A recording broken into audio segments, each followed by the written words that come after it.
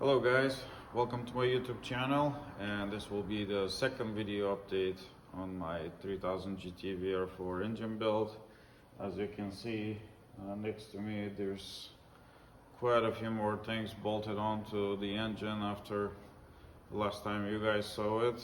Last time I was putting together the short block and finishing up some other stuff, and I didn't expect to spend 3 months. I think it's almost 3 months since the last video, getting cylinder heads and everything else prepared and ready to go, but this is what it took.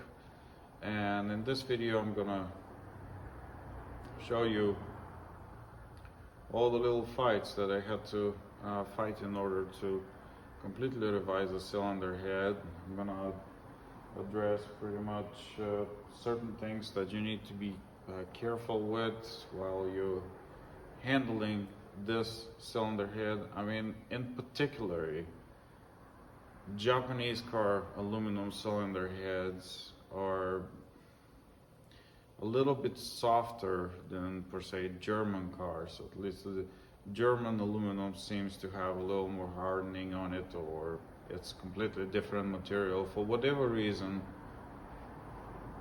whenever you handle cylinder head like that, you have to either work on a wooden bench, or just don't use any sharp tools or lean, or they're very easy to gouge, and that leads to unnecessary problems along the way. But nothing really much else to say. I'm just gonna get the camera and we're gonna take a look at all the stuff that I got ready to show you guys. Also, the camshafts got damaged from that particular engine that I purchased from junkyard. So here I'm gonna show you a proper camshaft or any seal puller kit, what it's supposed to be using anytime you're replacing camshaft or crankshaft seal or anything of this kind. These guys are what you stick here in the lip. Just stick them in like that.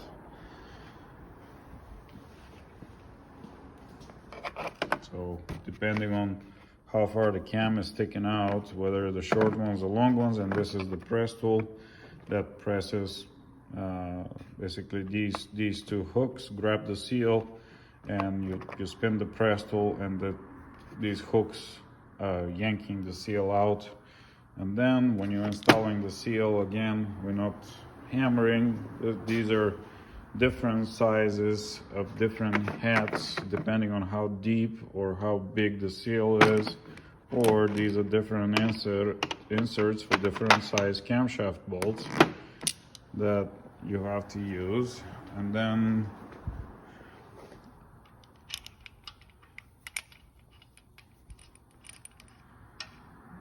as the seal is out here, you tighten up this bolt and it pushes the seal in a nice even manner.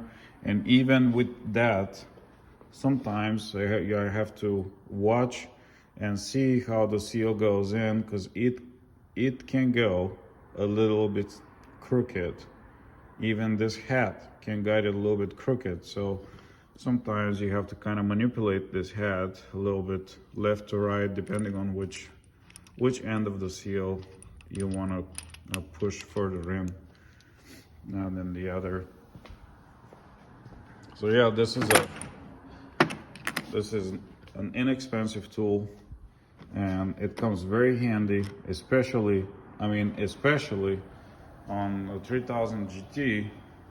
If you have to replace the seals on these two camshafts, even if you pull them out, you can't hammer, you can't do nothing here. Here is the brake booster here with your master cylinder and everything else in the car. So absolutely must have seal puller or installer tool, and for sure you will not damage your camshafts that way, or anybody's camshafts for that instance. So where do I start? Let's start with the valves. So here we have brand new valves. There is something here I didn't know about the exhaust valves in our cars.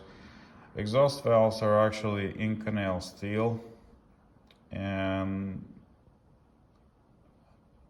since it's not really custom to build engines every day like we used to, early years when I started working on cars, we were rebuilding engines, and there were quite interesting information about valves, and so some of them were hollow, sodium filled, and all that information is just not being shared anymore. It's just nobody's really, we flat out replace engines nowadays because it's just cheaper that way. Instead of revising an engine, you guys can judge by just the amount of time, the downtime it takes to gather all the parts necessary and wait for machine shop and just have everything done. So apparently these valves are on the exhaust side, they're Inconel steel, and you can tell when exhaust valve is an Inconel steel by checking it with a magnet. So this portion of the valve up to here is steel, and from here down that's Inconel. So you can see the magnet sticks to the stem, but it doesn't stick to the bottom section of the valve. So after doing some research and talking to Larry here at Real Performance, just wanted to see what that steel is all about, and I found this video where I think the guy is a top fuel dragster engine builder, and he was debating and talking what type of valves they're using, and he was actually comparing Inconel steel valve versus titanium valve. So stainless steel valves were not even a question. So he said for the most part that's the way you want to go with this type of valve when you're running really high horsepower engine, and in only certain ways they were considered titanium valves, but obviously this is really the way to go. I wanted to show you guys an old valve here. You can see how much pitting is created here from either carbon buildup or oil just leaking down the exhaust valve from failed seals. This one is actually original valve is a little more magnetic on the bottom, versus these valves are made by a company called Osvat, and they're made in Italy. These are old stock for our cars. Nobody really else legitimate valve company I found that makes something of this quality. There is some stainless steel valves available in the market. They're really expensive, and I'm just not to the point spending that much money. That they're plus 1 millimeter. There's significant amount of head work required in order to install them. So and Inconel steel being really the way to go for. Let me know if you guys let me know in the comments if anybody installed stainless steel valves on their 3000 GTs or on their Evos. What's your experience with that? It's really interesting to know. Anyway, let's move on to the other stuff. There's quite a bit more things to talk about. So first off, these valves are 6.6 millimeter stem, which I haven't really found anything else that is of that size besides the Mitsubishi's the 6G72 or what is that, 4G on the Evos. So I tried first, after I replaced the valve guides, I tried first to ream the valve guides myself and then hone them, size them appropriate for the new valves. And it is specifically said, this is the reamer. Reaming was nothing really, oh my god, not much to it. However, whenever you have to hone the valve guide, you should never use this type of hone. This type of hone, absolutely not. This caused a lot of problems. It is actually specifically said when you're buying this reamer, when you're done with the reaming, that leaves, however, the hole, however much smaller than it needs to be, and the last bit should be done with the honing to properly size the valve guide. So what this does, it either made the valve guides to be like an hourglass, or it made the one end tighter, the other end a little wider. So really, that is not acceptable for a bore to where this valve is going to be going up and down at God knows what speed. And eventually I had to punch out the valve guides that I was messing with, and this is why I have some leftover from the set here. And I had to install new valve guides instead.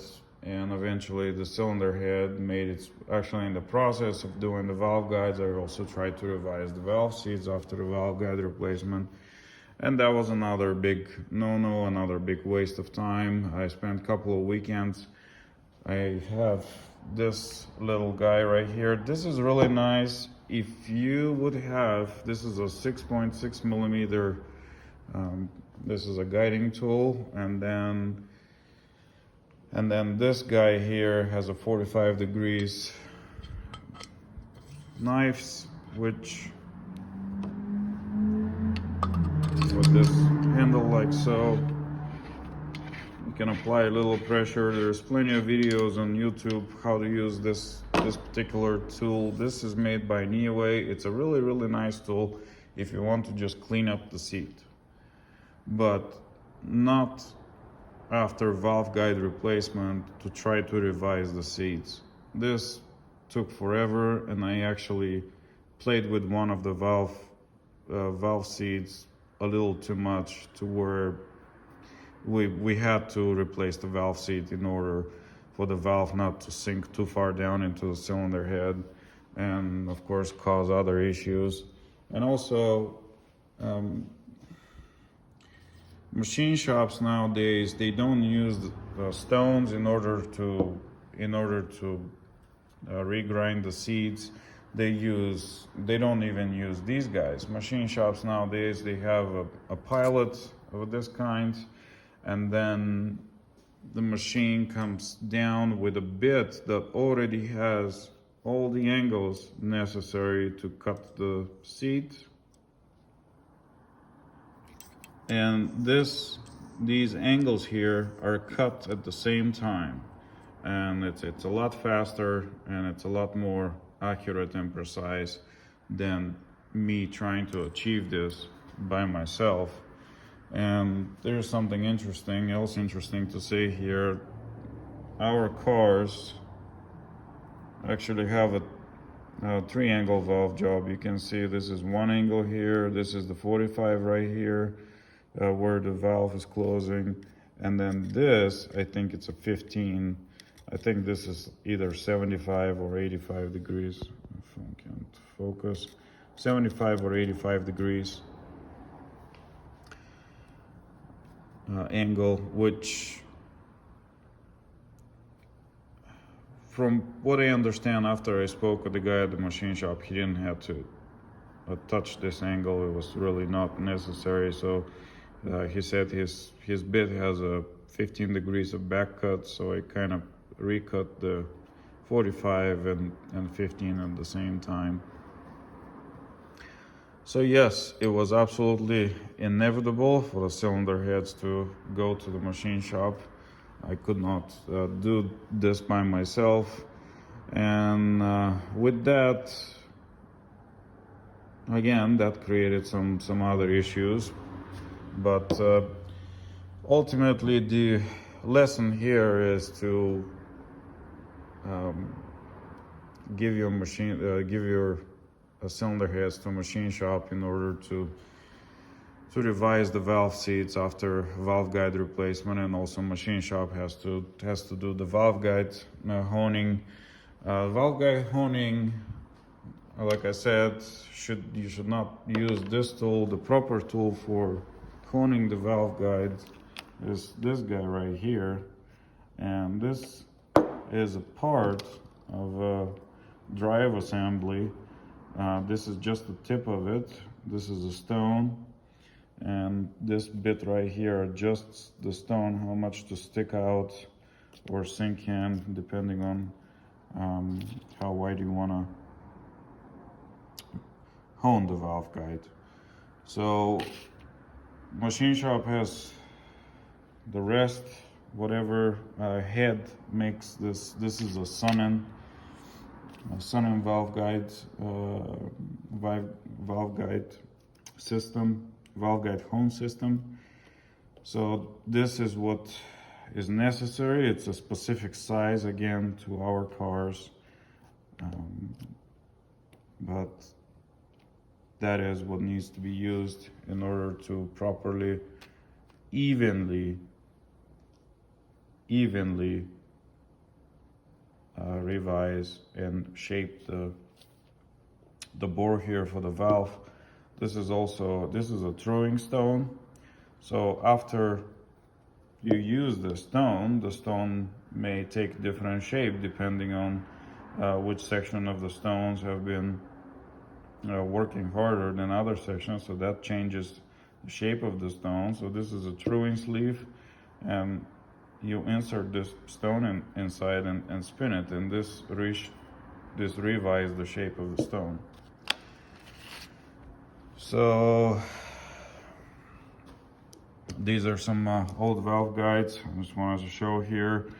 This is the exhaust valve guide. I wanted to show you guys the difference. The intake valve guide is a little bit shorter than the exhaust one. This is the tool that Larry made for valve guide installation. Excellent job. Great idea. I had some other idea. By the time I went and talked with him and tried to share my ideas, what I was supposed to do, he already made this tool. He goes, I'm already done. So this tool sets up the valve guides exactly the same height. It pushes them exactly the same height, exactly the same, every one of them. Just bottoms down onto the cylinder head and keeps the valve guide straight. This is the biggest worry with bronze valve guides. You have to make sure you're punching them in straight, because apparently they bend in the process. These are the valve guide. These are the valve seats. These are new valve seats by company SBI, made in China, of course. This is the part number. These are available from Rocaldo. This is an inexpensive part. Again, this is something that you should not attempt to replace on your own. This is strictly machine shop work. But something else to say about the cylinder head is these guys right here. These are all the oil galleys where they're drilled from the factory, and these are all the oil galley plugs. So all of these guys all of these little plugs right here, all of them, they have to be removed in order to completely clean the cylinder head, especially after it's been machined or there was some kind of a problem with the engine. There could be metal or any kind of dirt and grime collected there, especially here. These are blind holes, so you don't want this stuff floating around in these galleys. Nothing more to say for the bottom of the cylinder head, so let's look at the top and I will tell you guys what problems in the machine shop created for me, or maybe I created myself some of it, but I know that my cylinder head was not in that shape when I gave it to them. First, I think I already mentioned at the beginning of the video, these places here, these edges where the camshaft sits, you should be very, very careful whenever you're removing the valve springs or trying to push them in using the tool. Don't lean anything in this area. This is very, very easy to gouge, and then when you gouge the edge, it just pushes it creates a bump here to where on one of the cylinder heads I couldn't even lay the camshaft flat here. So at first I was like, what the hell? Everything was fine before. So I don't know how much of that I caused and how much of that the machine shop caused, but there was a edge here that was hit, and I had to sit here and file these edges and try to correct these camshaft seats so the camshaft can be installed properly. Nothing really that crazy, nothing really that was not say that hit is useless now, but it just created additional 1 day of work, if not more, to pay attention and revise everything, make sure that camshaft lays down properly. Also, whenever you're removing these caps, don't ever pry, because the end caps are stuck on these guides. Don't ever stick something underneath here and pry in order to get the cap out. These caps are very easy to gouge, and we don't want to create a gouge or this edge here to be sticking out. Then it will create other problems when I put the seal in. Then it will be an edge here, it will cut through the seal, or it will be an oil leak. So be very, very careful and gentle with these caps. And I will show you on the cylinder heads that I'm actually using that came with this junkyard engine. I actually flipped the cylinder heads, and the back head is to the front and the front head is to the back, so I could use maybe I will just go and show right now. There's nothing else really to show on this cylinder head.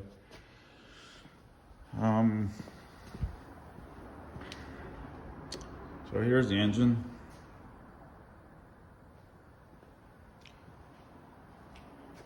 I'm gonna focus today to work on the timing belt area, try to close everything in the front.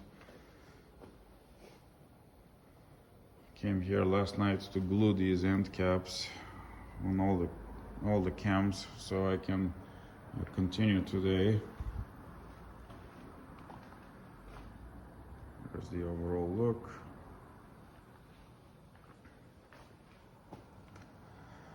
So back to the point, whenever I could not find a better way to remove these end caps, then of course these three are easy to remove. They you just unscrew them, they come right out.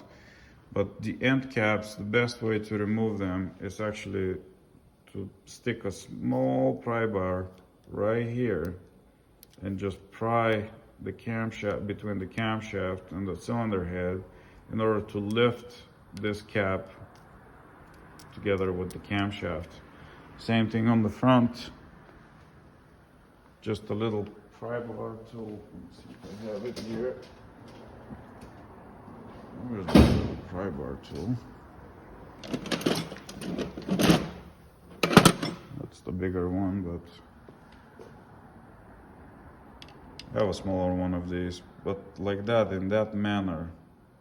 So I'm just lifting the camshaft from the very edge of the nose of it, and in that way I can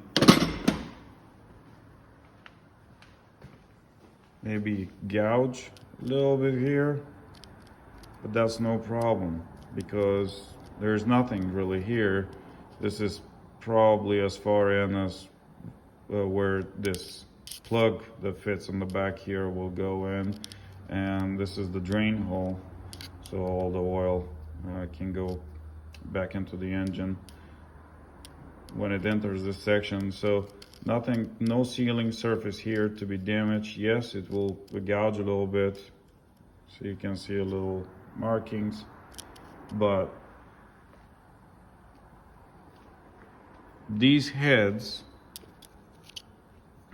when you pry here on these heads, I don't know if you guys can see this. Let me see. Focus. Light. We need light.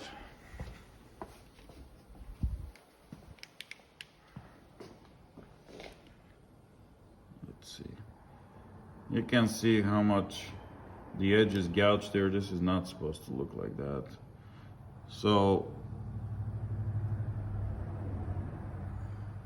whoever was opening this engine before was not very careful with this stuff. So, but of course I flipped the heads around, so the back of the camshafts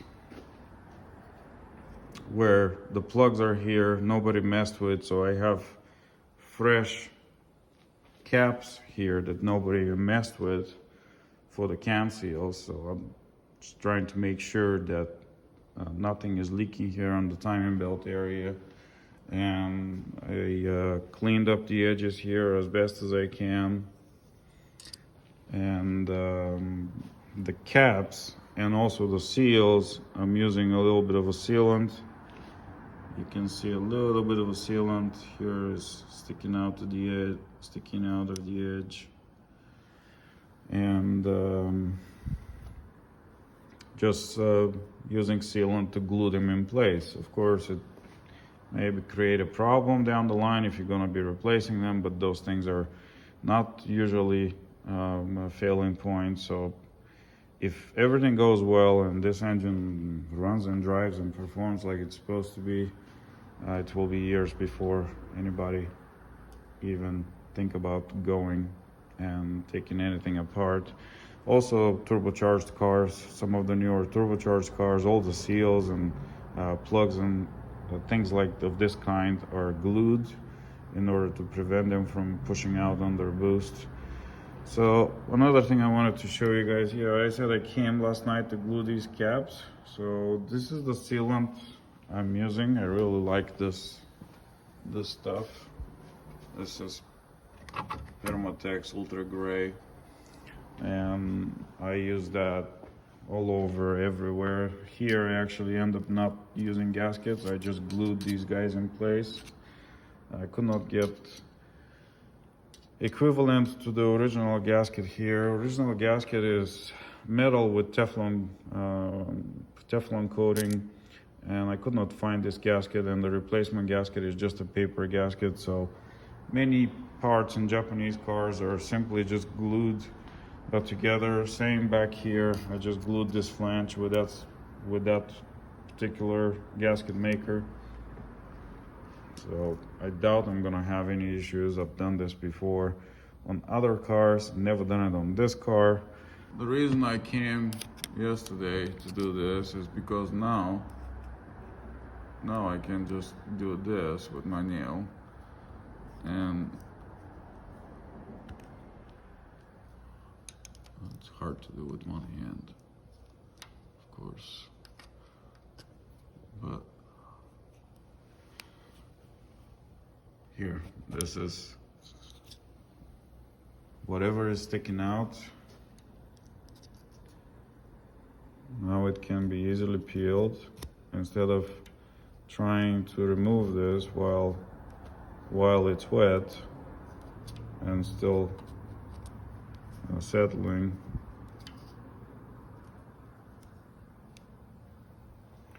So anyway, in that matter, every cap, the edges are sealed with this sealant, and then I push the new plug here about this far in and then apply sealant around it. Sealant also currently serves as lubricant, so the seal can be pushed in easily instead of trying to fight the dry rubber.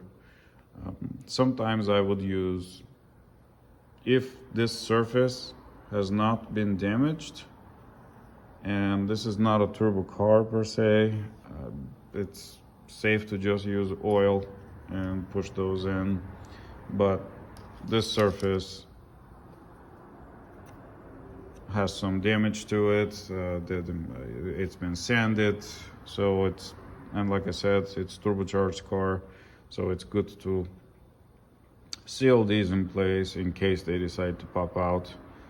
And of course, we don't want oil leaks.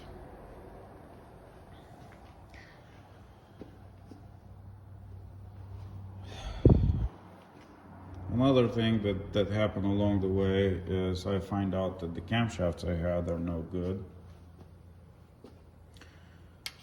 Now, they're no good because somebody didn't use a seal tool puller, and I will show you now how the seals, the cam seals, fit here on our cars. The cam seals are very narrow, so therefore you don't have, the cam seal doesn't have much meat here on this particular car. On some cars, the cam seals go as far as this big, depending on variable valve timing or whatever manufacturer decide to do. In this case, the seal is very, very narrow. So you can't put a screwdriver here, hammer a screwdriver in and try to yank this out or stick a pick or do whatever. So because somebody did this on that engine at some point in its life, it damaged the heck out of the sealing surface right here on the camshafts. All the camshafts, maybe two of them were maybe okay, but two of them were just beyond. It was all scrape, gouge, dent, and this is all right here on the sealing surface. So I decided to go with the first generation camshafts, and the first generation camshafts also have a little bit more lift, which according to Larry is not that much more in order to make some significant difference. However, first gen camshafts are more available than second gen camshafts, and first gen camshafts, actually the naturally aspirated intake camshaft is exactly the same as the turbocharged car. So from that engine which I had here, which is right there, we're gonna get to it at some point. I can show you guys some carnage. That is that overheated engine that I showed on the last video.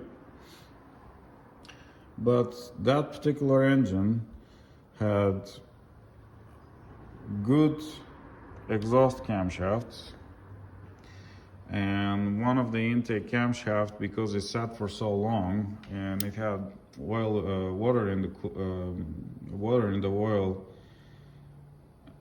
just from corrosion, one of the lobes corroded by just sitting up like that and not being lubricated for years. The car sat for how many years, broke.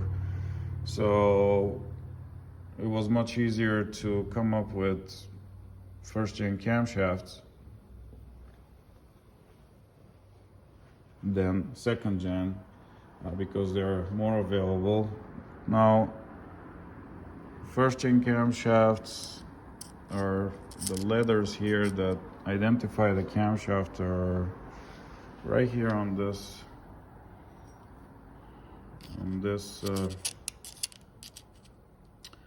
section where you can put a wrench and work the camshaft. This is a D and these are V's. So according to Ninja Performance, which is another really nice website to search for information, I'm just gonna put this little piece of information right here for you guys. So Ninja Performance says 91 to 92, twin turbo and non-turbo, the intakes are B or V. I had B's here, but Larry couldn't find them. One good B. So he found me 2 V's. So this is now V, and then the exhaust can be D, F, or C. Okay, so turbo and non-turbo. Okay, so turbo and non-turbo exhaust and intake are the same. I thought it was just the intake, I guess. I didn't read. Oh, okay. Okay, so this is where it makes a difference. So 93 to 99 twin turbo cars, intakes are the same for turbo and non-turbo, and then exhaust is different. Exhaust is K, and then the turbo one is N. I don't have these camshafts to show you guys. The gouging, I gave them to Larry. It's just I have no use for them. I told him if he can make something with them, then so be it. So they're not gonna be in this video, but take my word for it, they were damaged. So between the caps damage and then the camshaft damage and then all the half moons here got damaged. Not all of them, but just enough to where everything was just a setback after setback. Also, I got afraid here at some point that the adjuster, the lifter, is just pushed in a little too far, because I didn't have anything to compare and see what will be the proper preload on the lifter. But apparently they preload some 50 to 60% once you tighten everything. This is like a 60% compressed, and there is another 40% or so left of this lifter stroke in order until it's fully collapsed. But according to Larry, they don't pump up like I was doing a small block Chevy engine for myself years ago, when I know we were preloading the lifter. It's like half a turn, quarter turn, something like that, but not as far as what this is. Apparently that's normal. I checked them onto another cylinder head, and it looks that didn't have valve job done on it, so I would deem that as normal. And also another thing that can cause over collapsing a lifter is, per se, like this old valve. Now it needs to have the face surfaced, so this will essentially push the valve further in, and especially when you rework the seats too, it will push it even more further in. So it's nice to have a new valve. At least you know that this surface is not being machined, so that just gives you more room to machine other stuff, machine the seat. Okay, so let's talk about the turbos a little bit, and then we'll look at some carnage, and I think I'll wrap it up around here. Jesus, it's been 37 minutes. Hope you guys are still here. So then I bought, of course, I wanted to install I got the turbochargers from Larry.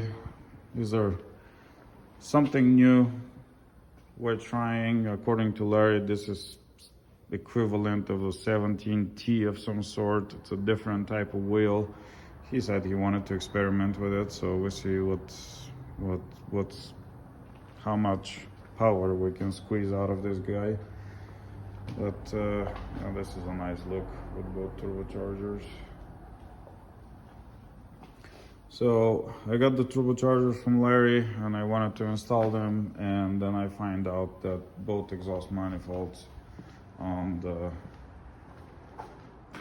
that overheated engine are cracked. You can see there's a crack here on the exhaust manifolds.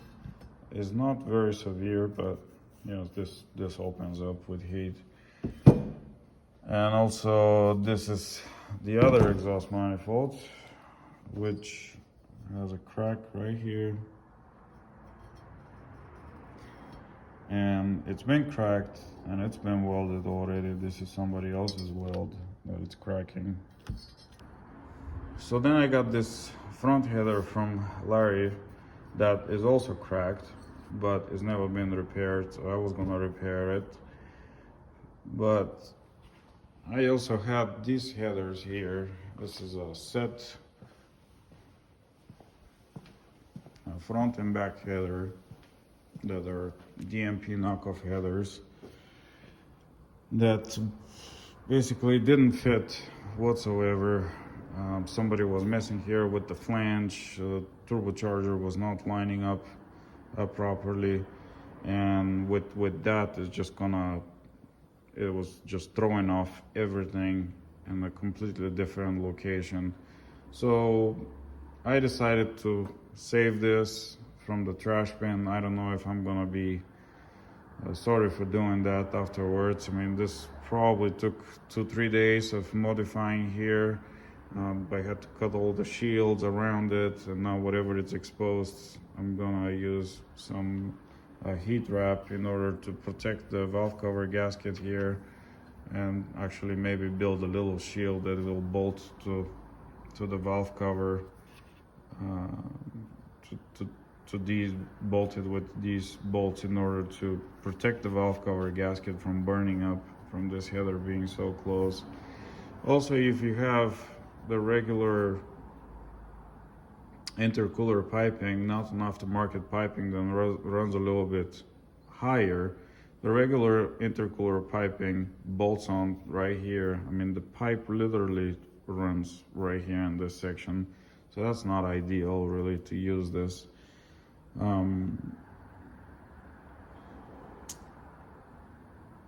The other problem that this creates is that you can't put bolt here on top. It has to be a stud with a nut on top, and that one stud added creates big problems if you ever have to remove the turbocharger, because now the turbocharger cannot slide out. It has to drop down, and in order to drop down, you have to remove this bracket that has one bolt that you can reach only through this opening, and then there's another couple of bolts on top. I mean, hopefully I never have to remove this turbocharger again, or at least not anytime soon, but that one little bolt being replaced with a stud, it just creates a nightmare if you ever have to remove this turbocharger.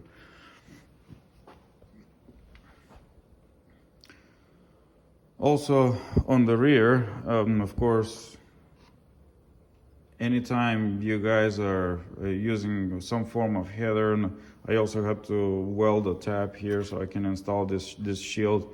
Anytime you're using some form of header, especially on a turbocharged car, you have to install all the shields. This is a recipe for disaster.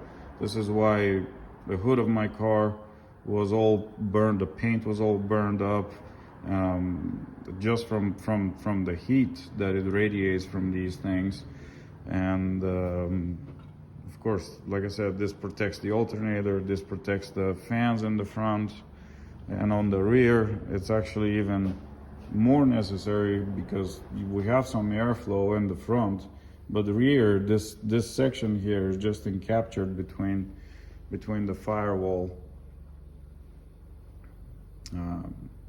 between the firewall and the engine is where this turbocharger sits. So I tried to use that back header, and I was gonna weld tabs on it, but that back header, first off, the stock header flows really well, and it's absolutely not necessary to be replaced with anything else. And this is a cast header, so this manifold is virtually forever.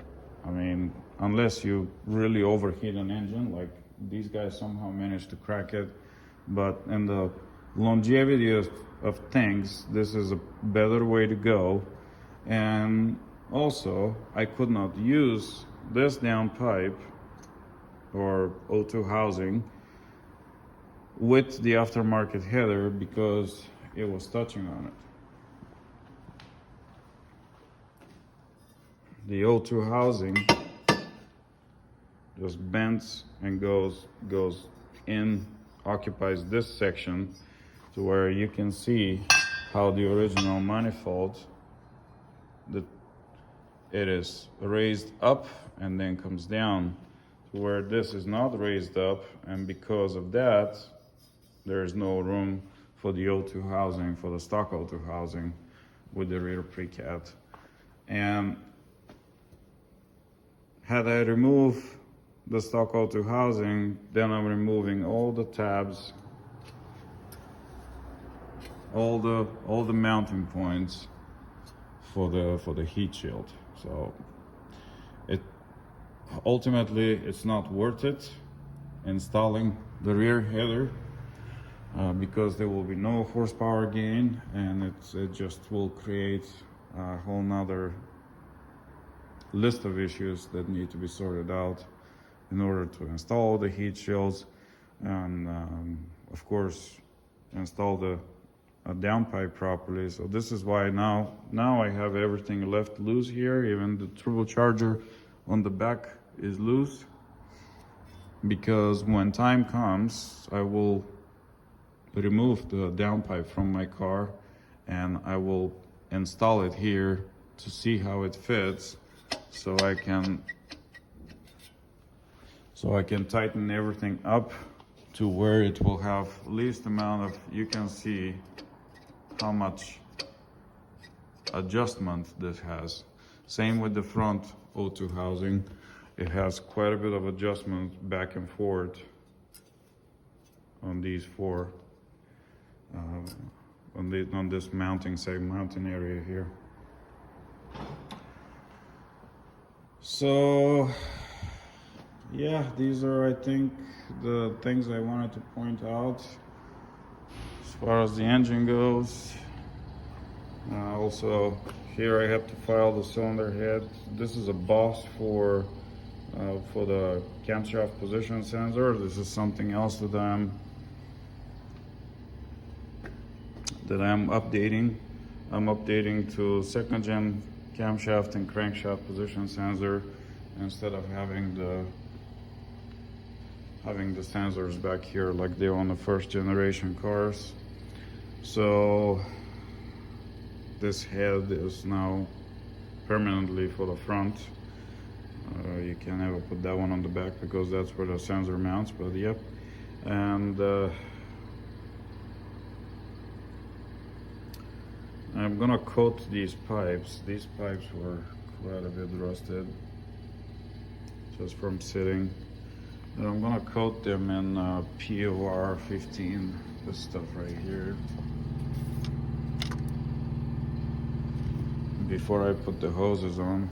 I'll just paint them and let it dry there, just to give them some kind of a coating.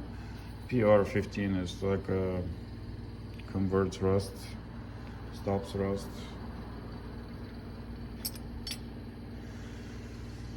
But yeah, I think that's it for now as far as the engine goes. And I will show you guys some carnage here, and I'll let you be on your way doing whatever you guys do. But here's the block from that overheated engine. Apparently they started melting pistons here. I don't see anything cracked, but the bore is not terrible. Of course it's gonna need to be machined, but I will bring it at some point to the machine shop to be washed and inspected, and see if it's cracked anywhere. Turbo blocks are not an everyday thing nowadays. These cars are becoming more and more rare. And there's some rust here where water sat in it. As long as it's not cracked anywhere, it will be machined and it can be used with aftermarket pistons. And here are the pistons from that particular engine. I think I set up some of them here. There. Fun. There's another one.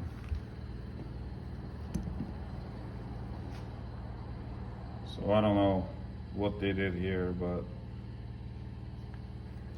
they're sure they melted. So this is not broken. This is basically melted, and the piston melting started sticking to the cylinder heads.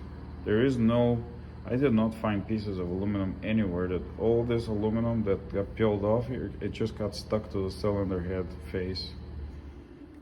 So I don't know just how hot they got this thing to get those pistons to look like that.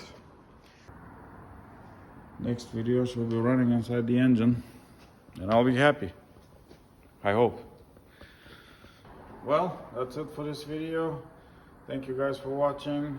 If you like the content of it, then like, subscribe, you know the drill, share the video.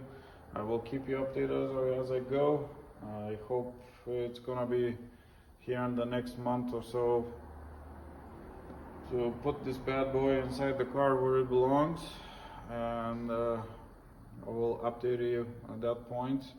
It's also summer coming, so it's time to get back and finish the paint job that I started. There's quite a few little things that need to be painted still. The roof has to be painted.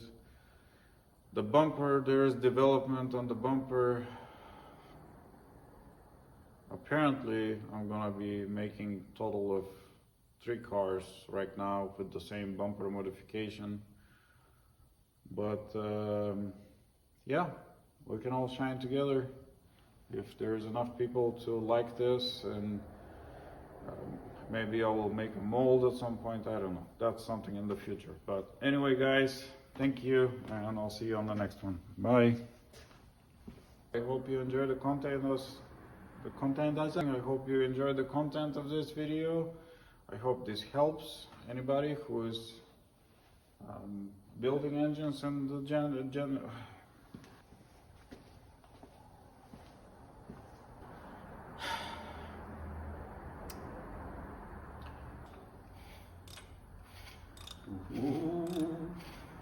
We have compression, guys. We have compression.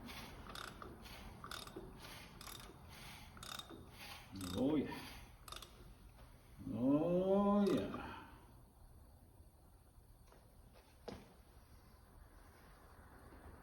I have a brand new heartbeat right here. Brand new heartbeat. We also got this awesome table. Remove your clothes. It's got a floating top. I'll show you guys. Got a floating top, so you don't have to fine adjust it. And we're very, very serious about using our tools here in the shop. It's going too slow. It should be faster. Boom. Some bypass switch. My other hip. By their intended purpose. 300, 301, 302, 309, 390,